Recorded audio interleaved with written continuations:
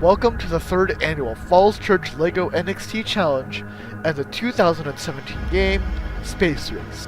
Welcome back to the Cold War. The United States and its NATO allies and the Soviet Union are revving up their engines and headed to the stars above. Your alliances will build robots that can prepare for liftoff and race to the heavens above.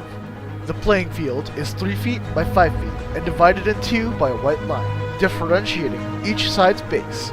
Both alliances have the mission control on their side of the field, a red or blue semicircle about a foot in diameter on the far end of each alliance's side of the field. On both sides of the field, the launch pad awaits all robots. In addition, 3 team-specific and 1 non-team-specific blueprint rest on each opponent's side of the field. Each alliance is made of 2 robots, which start in each corner of the field.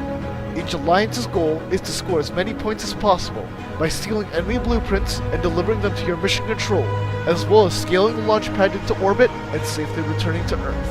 After all, we wouldn't want to leave those poor astronauts up there.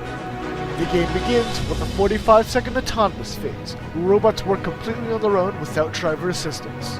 Robots infiltrate the opposing alliance's side of the field or steal blueprints and deliver them back to mission control. However, the robots may not begin scaling the tower into space. Entering the enemy's base by crossing a divider will give teams 10 points. Each blueprint taken across a divider will score them 20 points, and each robot parked inside the enemy mission control will score them 30 points. Teams with the highest score at the end of the autonomous phase will receive an additional 10 points.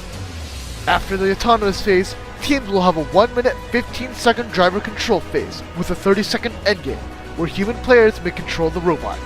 During driver control, teams may scale the tower and continue scoring points by delivering blueprints back to their mission control. Teams must place the blueprint down in order for the points to count, and may no longer touch the blueprints. Be aware, teams can steal their blueprints back by bringing the blueprint back to their side of the field. However, they will not count as returned until they cross into the enemy's side of the field. Blueprints being removed from mission control will not ensure blueprints being returned. Robots can only control 1 blueprint at a time, including the neutral or their own blueprints. Blueprints are counted at the end of the game, not when they are initially delivered. Each blueprint delivered is worth 15 points. Stealing all the enemy's blueprints, as well as the neutral one, will grant you 60 points. By scaling the tower up into space, each rung is worth 10, 15, and 30 points respectively. However, descending the tower will give you 10 points each. A full return will grant you a total of 85 points. Teams may take as much time as needed to scale up the tower, but may only descend the tower in the 30-second end game. Unruly and cheating robots beware. Violation of rules or unsportsmanlike conduct can risk you getting a penalty card. Each penalty card will add 10 points to the enemy alliance's score, which could cost you a win. Teams who receive 3 penalties will be disqualified for the rest of the games without appeal.